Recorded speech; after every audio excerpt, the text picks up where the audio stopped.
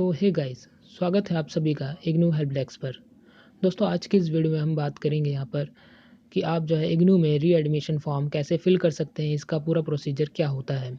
इस पूरे प्रोसीजर को समझने के लिए आपको वीडियो पूरा देखना होगा, क्योंकि यहाँ पर बहुत सारी छोटी-छोटी चीज़ें हैं जो कि शुरू से लेकर एंड तक आपको यहाँ पर बताई जाएगी और लास्ट तक यहाँ पर बहुत इंपॉर्टेंट चीज़ें यहाँ पर आपको देखने को मिलेगी। तो वीडियो को ज़रूर पूरा देखें ताकि आपका जो फॉर्म है वो गलत जो है फिल ना हो जाए, क्योंकि आपके जो पैसे चले जाएंगे और ये रिफंडेबल नहीं है। वीडियो को शुरू करने से पहले प्लीज़ वीडियो को यहाँ पर लाइक कर दीजिए, चैनल सब्सक्राइब कर लीजिए और नोटिफिकेशन बेल भी दबा दीजिए ताकि आप जो नोटिफिकेशंस हैं वो आपको यहाँ पर मिलते रहें। तो आप वीडियो को शेयर भी कर सकते हैं। सबसे पहले हम यहाँ पर बात करते हैं रीएडमिशन होता क्या है। मान लीजिए मैंने बीए में एडमिशन लिया और बीए का जो मिनिमम पीरियड होता है 3 साल और मैक्सिमम होता है 5 साल। मतलब मैं 3 साल में पूरी कर सकता हूँ बीए और मैक्सिमम मैं 5 साल ले सकता हूँ बीए को पूरा करने के लिए। लेकिन मान लीजिए अगर 5 साल में बीए मेरी पूरी नहीं हो पाती है, मतलब कि 5 साल बाद भी अगर मेरा कोई सब्जेक्ट बच रहा है जिसमें मैं पास नहीं हूँ या फिर कोई भी प्रैक्टिकल बच रहा है देने के लिए, तो फिर मैं रीएडमिशन फॉर्म भर सकता हूँ।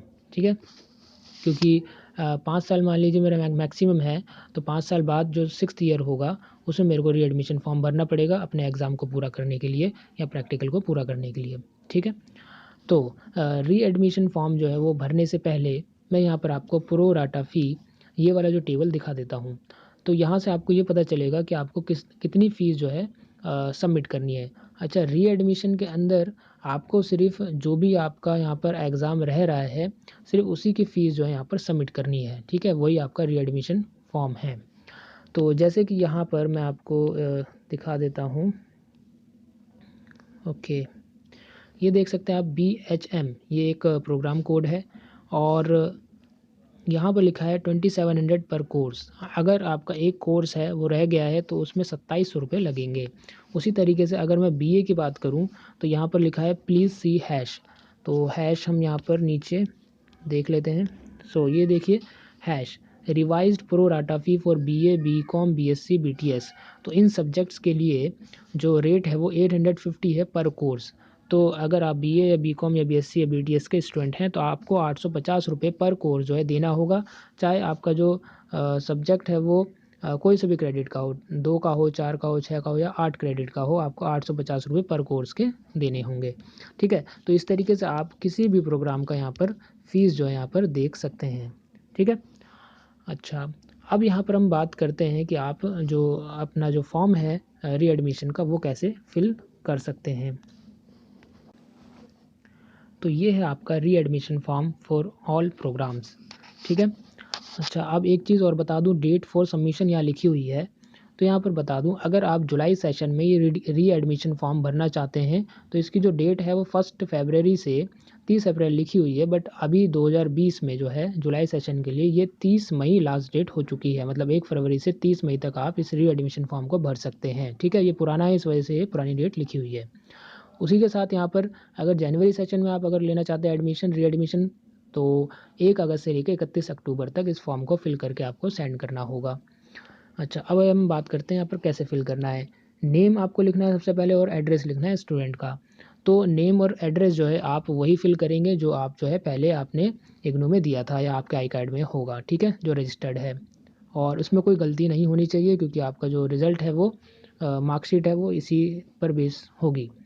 फिर है ईमेल आईडी आपको वही यहाँ पर लिखनी है जो कि आप यूज़ कर रहे हो। ठीक है, चालू हो वो। मोबाइल नंबर भी वो लिखना है जो कि आप यूज़ कर रहे होंगे। फिर है प्रोग्राम कोड, आप प्रोग्राम कोड लिखेंगे, बीएससी बीकॉम जो भी है आपका। एनरोलमेंट नंबर आप लिखेंगे यहाँ पर। रीजनल सेंटर कोड, आपका जो रीजनल सेंटर कोड मतलब आपका जो रीजनल सेंटर था उसका कोड लिखेंगे। स्टडी सेंटर का जो कोड था वो लिखेंगे।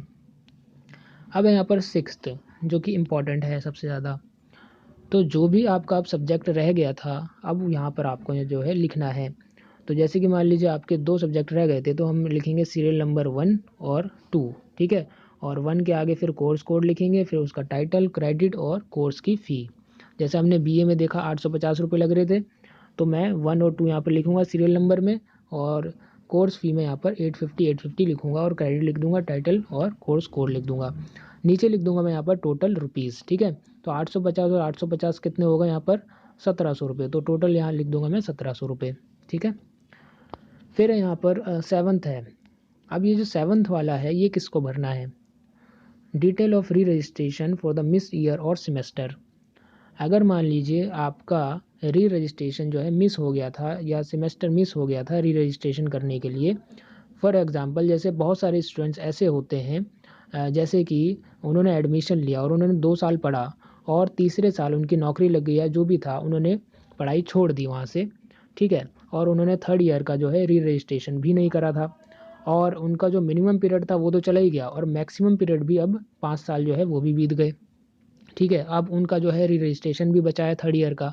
अब वो चाह रहे हैं कि वो अब कंप्लीट कर लें, तो अब वो 5 साल बाद जो मैक्सिमम पीरियड था उसके बाद वो आ रहे हैं छठे साल में, तो वो छठे साल में जो है इस फॉर्म को भर सकते हैं और ये 7th वाला उनको भरना पड़ेगा। सिर्फ़ उन्हीं के लिए है जिन्होंने री रजिस्ट्रेशन नहीं करवाया होगा, ठीक है? जिनका मिस हो गया होगा री रजिस्ट्रेशन करने के लिए, तो उनको यहाँ पर भरना है ये 7th वाला।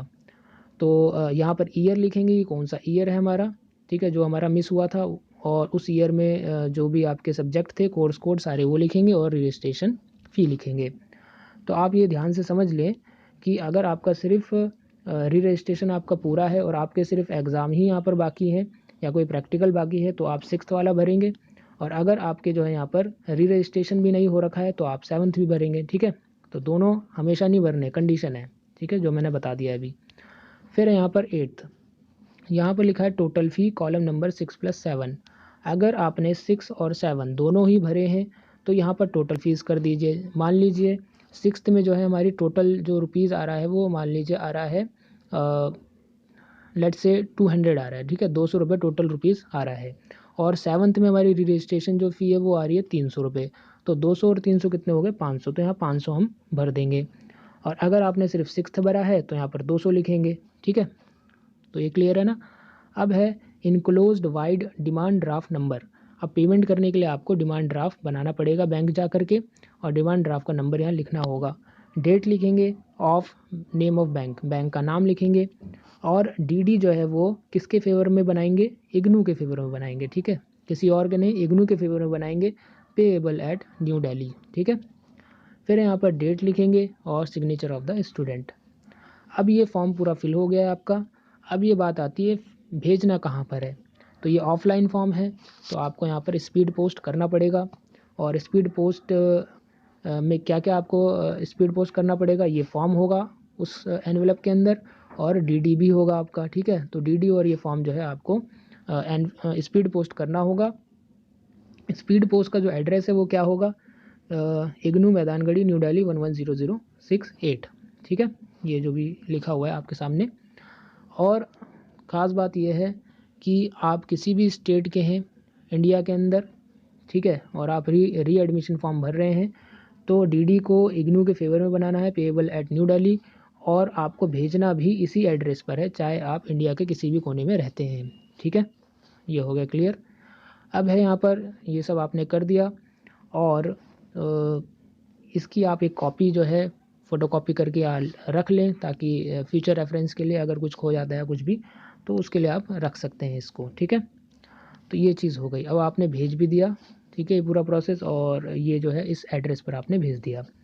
अब यहाँ पर कुछ रूल्स एंड रेगुलेशन है रीएडमिशन के, मैंने लगभग सारे बता दिए हैं बट अभी भी कुछ इंपॉर्टेंट चीज़ें हैं जैसे कि रीएडमिशन जैसे आपने करवा लिया तो अब ये कब तक वैलिड रहेगा? मतलब 1 साल, 2 साल, 3 साल, तो ये सबके लिए अलग अलग है। जैसे 6 मंथ्स जो है वैलिड रहेगा अगर आपने रीएडमिशन कराया है तो 6 मंथ्स वैलिड रहेगा किसके लिए? जितने भी सर्टिफिकेट प्रोग्राम्स हैं, ठीक है? उनके लिए 6 मंथ्स होगा। 1 ईयर तक रीएडमिशन फॉर्म वैलिड रहेगा किनके लिए? डिप्लोमा और पीजी डिप्लोमा प्रोग्राम्स के लिए, ठीक है?